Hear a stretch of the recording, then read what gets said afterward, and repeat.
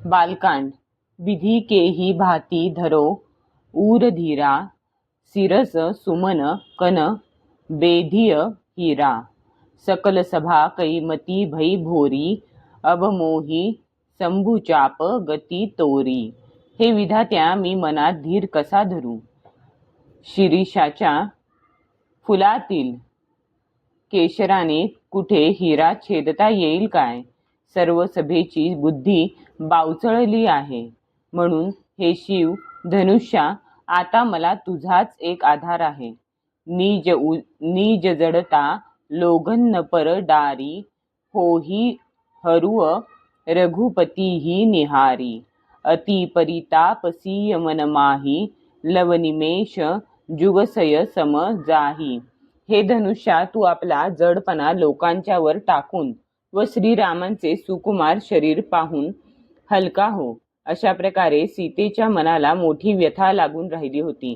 निमिषाचा एक अंश सुद्धा तिला युगासारखा वाटत होता.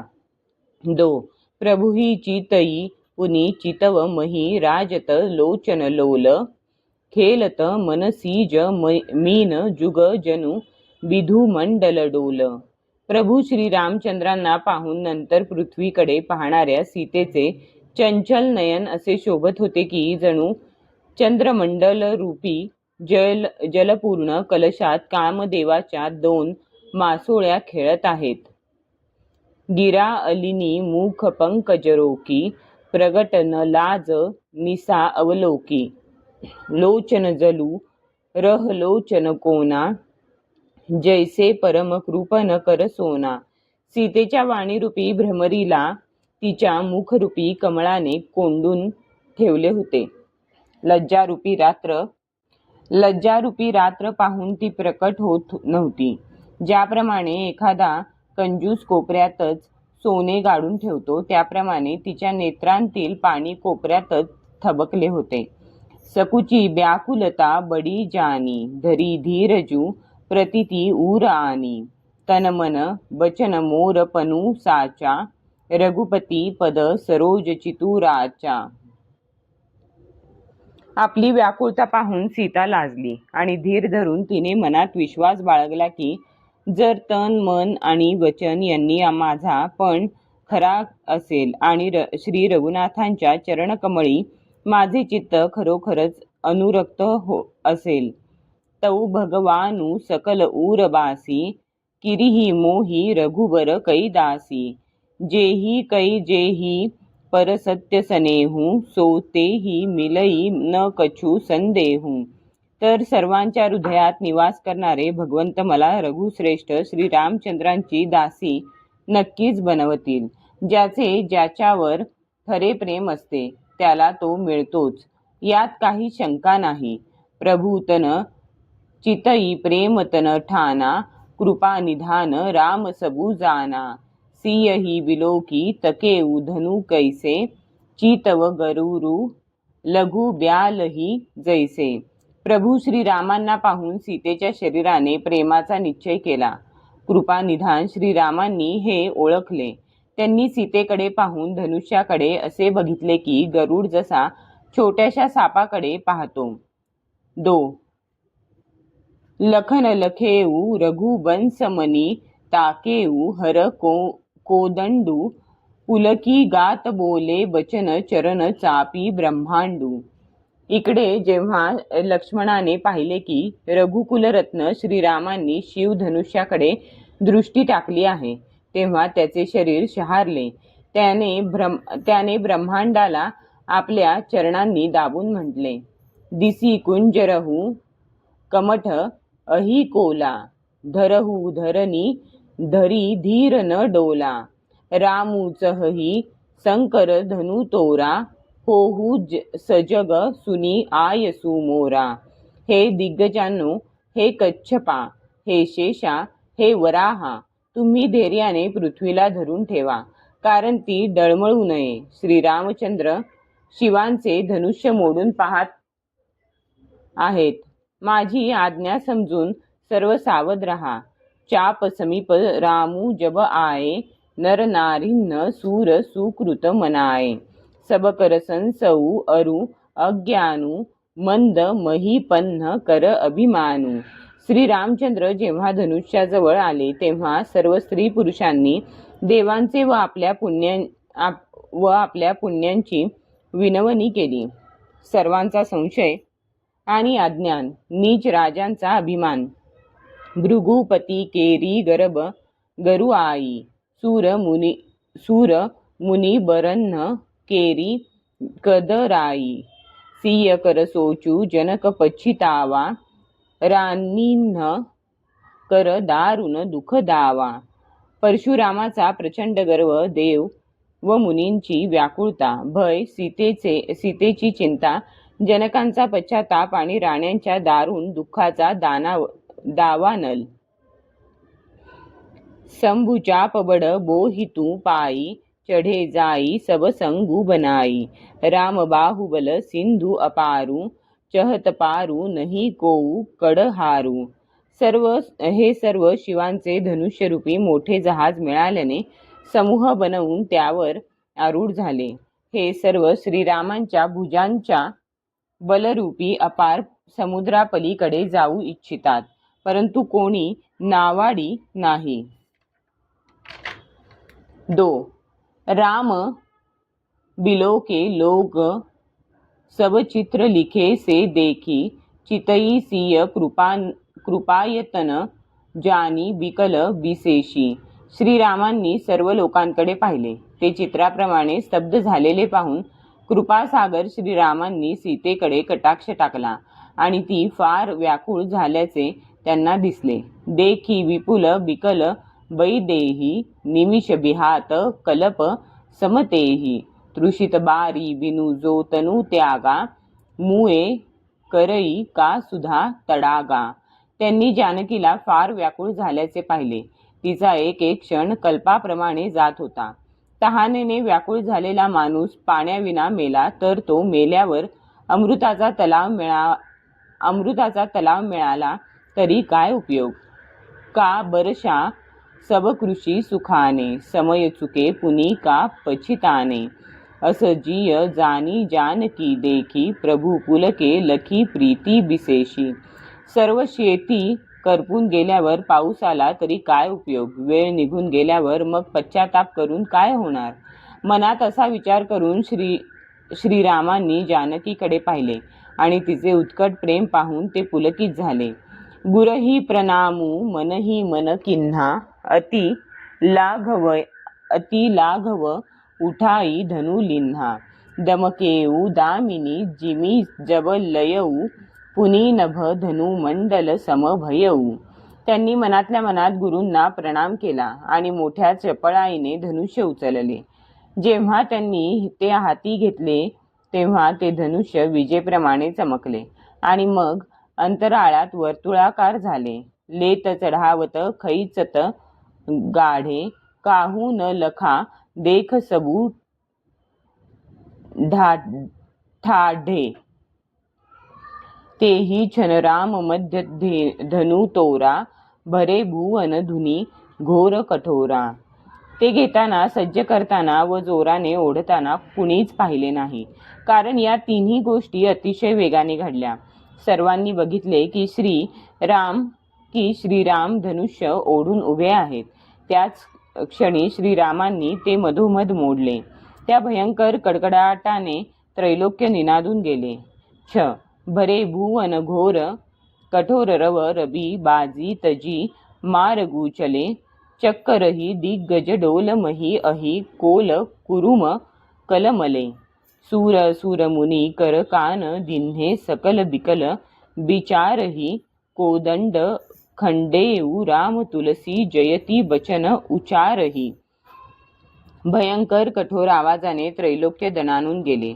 सूर्याचे घोडे मार्ग सोडून धावू लागले. दिग्गज चित्कार करू लागले. पृथ्वी डगमगू लागली. शेष, वराह व कच्छप व्याकुळ होऊन तळमळू लागले. देव, राक्षस व मुनी सर्वजण कानांवर हात ठेवून व्याकुळ होऊन विचार करू लागले. तुलसीदास म्हणतात की सर्वांना पटले की श्रीरामांनी धनुष्य मोडून टाकले. तेव्हा सर्वजण श्रीरामचंद्र की जय असा जय जयकार करू लागले. सो शंकर चापू जहाजू सागरू रघुवर बाहुबलू बूड सो सकल समाजू चढाजो प्रथमही मोह बस. शिवांचे धनुष्य जहाज आहे आणि श्रीरामचंद्रांचे बाहुबल समुद्र आहे. धनुष्य मोडल्यामुळे जो समाज मोहामुळे या जहाजावर चढला होता तो बुडून गेला. प्रभू दोऊ चापखंड मही डारे देखी लोग सब भये सुखारे. कौशिक रूप पयोनिधी पावन प्रेम बारी अवगाहू सुहावन. प्रभू श्रीरामांनी धनुष्याचे दोन्ही तुकडे भूमीवर टाकून दिले. हे पाहून सर्वांना आनंद झाला. विश्वामित्ररूपी पवित्र समुद्रामध्ये प्रेमरूपी सुंदर अथांग जल भरले होते. रामरूप राके सुनिहारी बढत बीची पुलकावली भारी. बाजे नभ गह गहे निसाना देव बधू नाचही करी गाना. श्रीरामरूपी पूर्ण चंद्राला पाहून विश्वामित्ररूपी समुद्रात रोमांचरूपी मोठ्या लहरी उसळू लागल्या. आकाशात अत्यंत जोराने नगारे वाजू लागले आणि अप्सरा गात गात नाचू लागल्या. ब्रह्मादिक सूर सिद्ध मुनीसा प्रभूही प्रशंसही देही असीसा. बरीसही सुमन रंग बहुमाला गावही किन्नर गीत रसाला.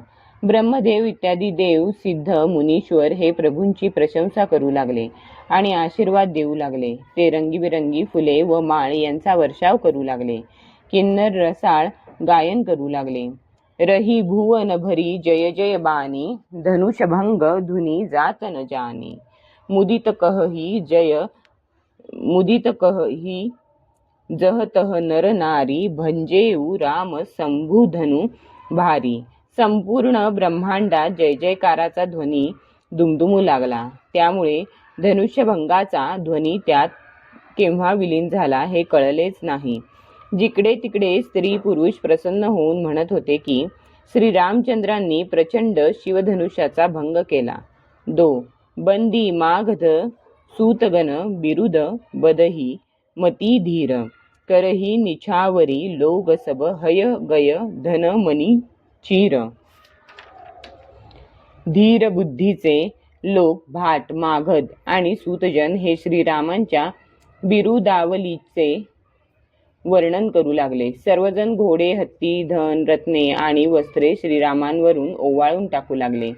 झांजी मृदुंग शंख सहनाई भेरी ढोल दुधुंबी सुहाई. बाजही बहु बाजने सुहाये जहतह जुबतिन्ह मंगल गाये. झांज मृदुंग शंख सनई भेरी ढोल आणि मोहक नगारे इत्यादी सुंदर वाद्ये मधुर वादन करू लागली. जिकडे तिकडे तरुणी मंगलगीते गाऊ लागल्या. सखींन सहित हर्षी अति राणी सुखतधान परा जनु पाणी. जनक लहेऊ सुखूर सोचू बिहाई पैरत थके थाह जनु पाई. राणी सख्यांसह अत्यंत आनंदित झाली. जणू सुखद चाललेल्या भात पिकावर पाऊस पडल्यामुळे त्याला जीवनदान मिळाले. जनक राजांची चिंता जाऊन त्यांना आनंद झाला. जणू पोहून पोहून थकून गेलेल्या माणसाला आधार मिळाला. श्रीहत भये भूप धनु टूटे जैसे दिवस दीप छबी छूटे. सिय सुखही बरनीय केही भाती जणू चातकी पायी जलू स्वाती. ज्याप्रमाणे दिवसादिव्याची शोभा राहत नाही त्याप्रमाणे धनुष्यभंग झाल्यामुळे जमलेले राजे लोक निस्तेज झाले. सीतेच्या सुखाला पारावार नव्हता. जणू चातक पक्षिणीला स्वातीचे जल पिण्यास लाभले. रामही लखनू बिलोकत कैसे ससीही चकोर किशोर कू जैसे. सतानंद स्तब आय सुदिन्हा सीता गमनू रामपही किन्हा. ज्याप्रमाणे चकोराचे पिल्लू चंद्राला चकित होऊन पाहत राहते त्याप्रमाणे लक्ष्मण श्रीरामांना पाहत होता. तेव्हा शतानंदांच्या आज्ञेने सीता श्रीरामांच्या जवळ गेली. संग सखी सुंदर चतुर गाव ही मंगलचार गवनी बाल मराल गती सुषमा अंग अपार. तिच्याबरोबर सुंदर व चतुर सख्या मंगल गीते गात निघाल्या आणि सीता बालहंसीच्या चालीने निघाली. तिची सर्वांगे अपार कांतीने उजळली होती. सखीन्न मध्य सिय सोहती कैसे, छबिगन मध्य महाछबी जैसे. कर सरोज जयमाल सुहाई, बिस्व विजय शोभा जेही छाई. सख्यांच्या मध्ये सीता अशी शोभून दिसत होती की जणू पुष्कळशा लावण्यवतींच्या मध्ये महालावण्यवती असावी. तिच्या करकमलांमध्ये सुंदर जयमाला होती. तिच्यामध्ये विश्वविजयी शोभा सामावली होती. तन सकोचू मन परम उछाऊ, गूढ प्रेमू लखी परई न काहू. जाई समीप राम छबी देखी, रही जणू कुवरी चित्र अवरेखी. सीतेचे शरीर लाजेने चूर होते, परंतु मनामध्ये परम उत्साह भरलेला होता. तिचे ते गुप्त प्रेम कोणाला कळून आले नाही. जवळ गेल्यावर श्रीरामांचे लावण्य पाहून राजकुमारी सीता चित्रासारखी तटस्थ झाली. चतुर सखी लखी कहा बुझाई, पहिरावहू जयमाल सुहाई. सुनत जुगल कर माल उठाई, प्रेम बिबस पहिराई न जाई. चतुर सखीने तिची ही दशा पाहून समजाविले की अग ही सुंदर जयमाला त्यांना घाल ना. हे ऐकून सीतेने दोन्ही हातांनी माला उचलली, परंतु प्रेमविवश झाल्यामुळे तिला ती घालता येईना. सोहत जणू जुग जलज सनाला, ससी ही सभित देत जयमाला. गाव ही छबी अवलोकी सहेली, सिंह जयमाल राम उर्मेली. जणू देठांसह दोन कर कमळे चंद्राला पाहताना बावरून जयमाला अर्पण करीत आहेत. ते रूप पाहून सख्या गाणी गाऊ लागल्या. तेव्हा सीतेने श्रीरामांच्या गळ्यात जयमाला घातली. सो रघुबर उर जयमाल देखी देव बरी सही सुमन, सकुचे सकल भुवाल जणू विलोकी रवी कुमुदगन. श्री रघुनाथांच्या छातीवर जयमाला रुळताना पाहून देव पुष्प वर्षाव करू लागले. इतर सर्व राजे असे निस्तेज झाले की जणू सूर्य पाहताच रात्र विकासी कुमुदांचा समूह सुकून जातो. पूर अरु व्योम बाजने बाजे, खलभय मलिन साधू सबराजे. सूर किन्नर नर नाग मुनीसा, जय जय जय कही देही असीसा. नगरामध्ये आणि आकाशामध्ये वाद्ये वाजू लागली. दुष्ट लोक उदास झाले आणि सर्व सज्जन लोक प्रसन्न झाले.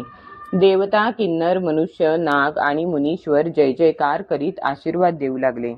नाचही गावही विबुध बधूटी, बार बार कुसुमांजली छूटी. जहतह विप्र वेदधुनी करही, बंदी बिरिदावली उच्च रही. देवांगना नाचू गाऊ लागल्या. त्यांच्या हातून वारंवार फुले उधळली जात होती. जिकडे तिकडे ब्राह्मण वेदघोष करीत होते आणि भाट लोक कुलकीर्ती वर्णन करीत होते. मही पाताल नाक जसू ब्यापा, राम बरी सिय भंजे उचापा. करही आरती पूर नर नारी, देही निछावरी बित्त बिसारी. पृथ्वी, पाताळ आणि स्वर्ग या तिन्ही लोकांमध्ये कीर्ती पसरली की श्री रामचंद्रांनी धनुष्य मोडले आणि सीतेला वरले. नगरातील स्त्री पुरुष आरती ओवाळू लागले आणि आपली ऐपत विसरून ओवाळणी देऊ लागले. सोहती सिय राम कैजोरी, छबी सिंगारू मनहू एक ठोरी. सखी कहही प्रभु पद गहू सीता, करती न चरण परस अति भीता. श्री सीतारामांची जोडी अशी शोभून दिसत होती की जणू सुंदरता आणि शृंगारस यांचे मिलन झाले आहे. सख्या म्हणत होत्या, सीते स्वामींच्या चरणांचा स्पर्श कर, परंतु सीता फार घाबरून गेल्याने त्यांच्या चरणांना स्पर्श करत नव्हती. गौतमती अगती सूरती करी नाही परसती पगपानी, मन बिहसे रघुबस मनी प्रीती अलौकिक जानी.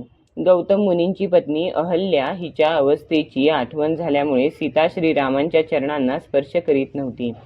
सीतेचे अलौकिक प्रेम पाहून रघुकुलरत्न श्रीराम मनातून हसले. तबसीय देखी भूप अभिलाषे, पूर कपूत मूढ मन माखे. उठी उठी पहिरी सनाह अभागे, जहतः गाल बजावन लागे. त्यावेळी सीतेला पाहून काही राजांना हाव सुटली. ते दुष्ट कुपुत्र आणि मूर्ख राजे मनातून फार संतापले. ते हतभागी उठून चिलखते घालून वाटेल ती बडबड करू लागले. लेहू छडाई सिय कह कोऊ, धरी बांधहू नृप बालक दोऊ. तोरे धनुषु चाड नहीं सरई, जीवत हमही कुवरी को बरई. कोणी म्हणू लागला की सीतेला हिसकावून घ्या आणि दोन्ही राजकुमारांना पकडून कैद करा. धनुष्य मोडल्याने काही इच्छा पूर्ण होणार नाही. आम्ही जिवंत असताना राजकुमारीशी विवाह कोण करू शकेल. जाऊ बिदेहू कछु करई सहाई, जीतहू समर सहित दोऊ भाई. साधु भूप बोले सुनी बानी, राज समाजही लाज लजानी. जर जनक राजाने त्यांना मदत केली तर युद्धात दोन्ही भावांसह त्यालाही जिंकू. हे बोलणे ऐकून सज्जन राजे म्हणाले, या निर्लज्ज राजांना पाहून लाजेलाही लाज वाटली असावी. बलू प्रतापू वीरता बडाई, नाक पिनाकही संग सिधाई. सोई सूरता की अब कहू पाई, असी बुधी तौ विधी मोह मसी लाई. अरे तुमचे बल प्रताप शौर्य मोठेपण आणि स्वर्ग प्रतिष्ठा तर धनुष्याबरोबरच गेली. आता ही वीरता कुठून आली. अशी दुष्ट बुद्धी आहे म्हणून तर विधात्याने तुमच्या तोंडाला काळे फासले. दो देखऊ रामही नयन भरी, तजी ईरिषा मधु कोहू. लखन रोषु पावकू प्रबल, जानी सलभ जनी होऊ. ईर्ष्या घमेंड व राग सोडून आणि डोळे उघडून जरा श्रीरामांकडे पहा. लक्ष्मणाचा राग ही प्रचंड आग आहे हे ओळखून त्यात पतंग बनून मरू नका. बैनते यबली जिमी चहकागू, जिमी ससू चहे नागरी भागू.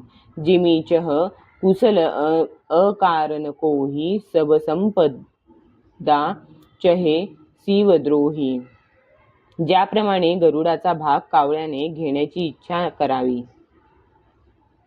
सिंहाचा भाग मिळविण्याची इच्छा सशाने करावी, विनाकारण क्रोध करणाऱ्याने आपल्या कल्याणाची इच्छा धरावी, शिवांशी विरोध करणाऱ्याने सर्व प्रकारच्या संपत्तीची आस धरावी. लोभी लोलुपकल कीर्ती चहई, अकलंकता की कामी लहई. हरिपद विमुख परमगती चाहा, तस तुम्हार लालचू नरनाहा.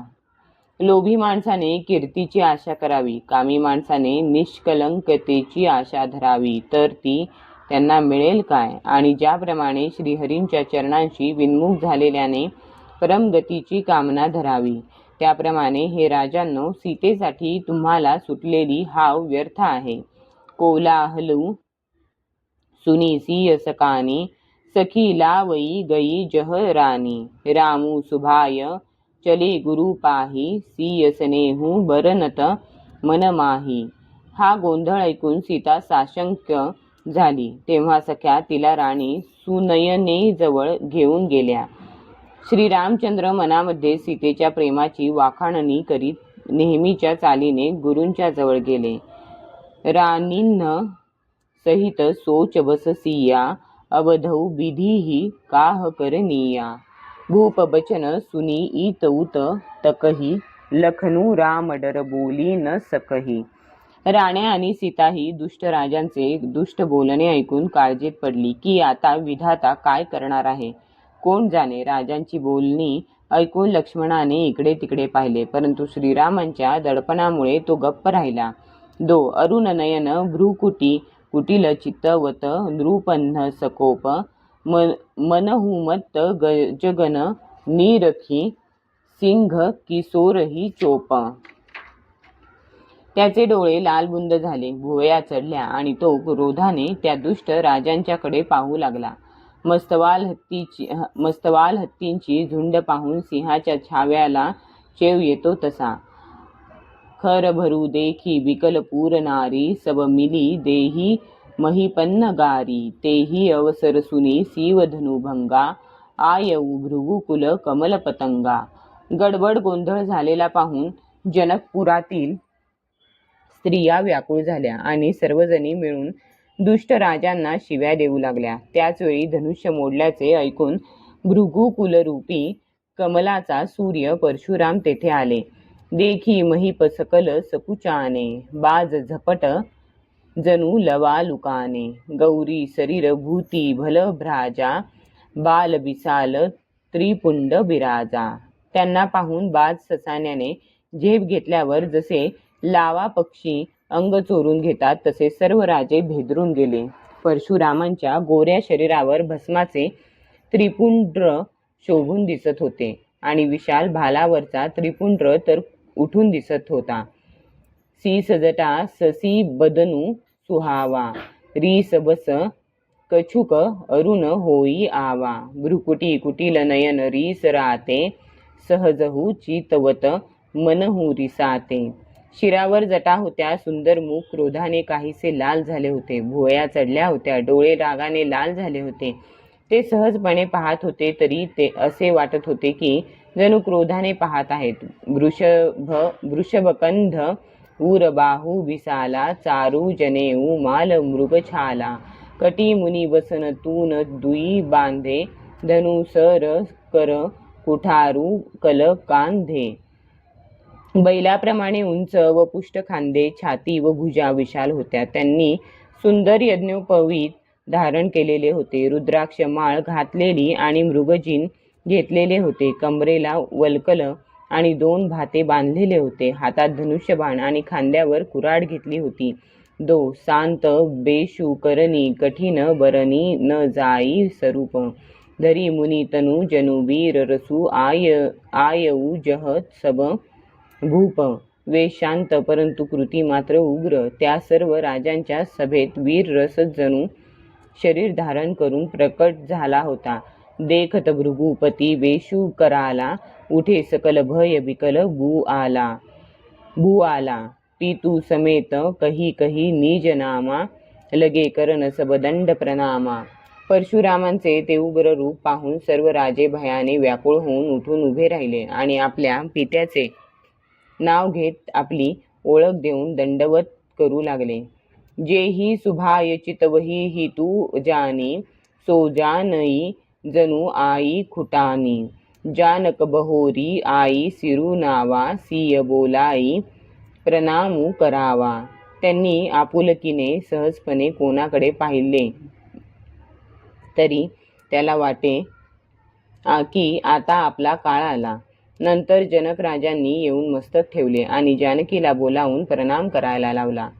आशिष दिन्ही सखी हर्षानी, निज समाज लई गई सयानी. विश्वामित्रु मिले पुनी आई, पद सरोज मेले दोऊ भाई.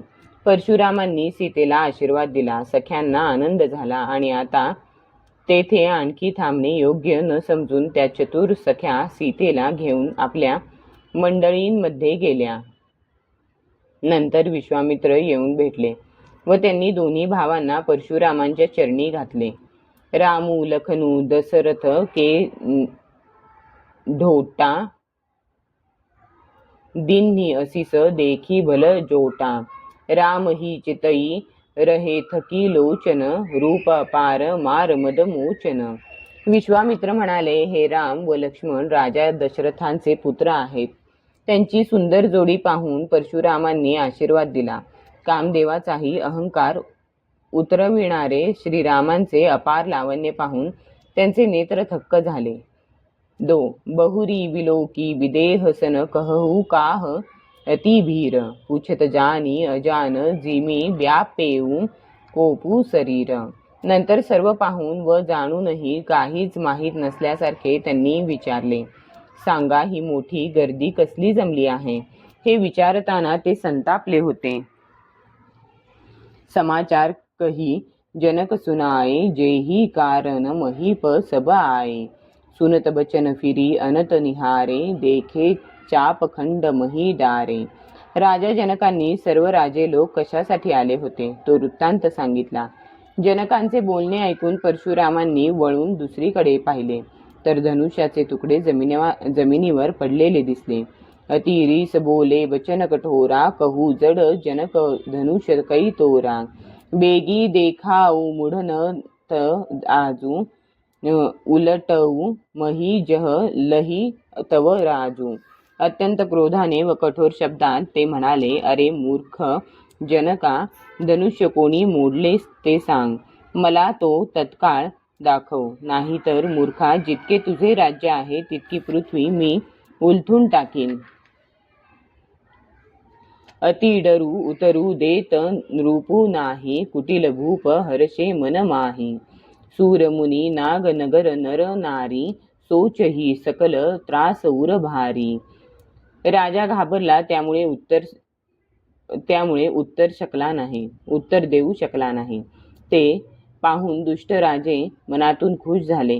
देव, नाग, मुनी आणि नगरातील स्त्री पुरुष काळजीत पडले. सर्वांच्या मनात भयंकर भीती होती. मन पचिताती सिय महतारी, विधी अब सवरी बात बिगारी। भृगुपती कर सुभाऊ सुनी सीता, अर्धनिमेष कल्प समबीता। सीतेची आई मनात पश्चाताप करू लागली की अरे रे, विधात्याने सगळे जुळून आलेले बिघडवून टाकले. सीता परशुरामांचा स्वभाव ऐकून सीतेला अर्धा क्षणही कल्पासारखा वाटू लागला. सभय बिलोके लोग सब जानी, जानकी भीरू, हृदय न हर्षू विषादू, कछु बोले श्री रघुबीरू। तेव्हा श्री रामचंद्रांनी सर्व लोकांना भयभीत झालेले पाहून व सीतेला घाबरलेली बघून म्हटले. त्यावेळी त्यांच्या मनात हर्ष नव्हता की विषाद नव्हता. मास पारायण 9वा विश्राम.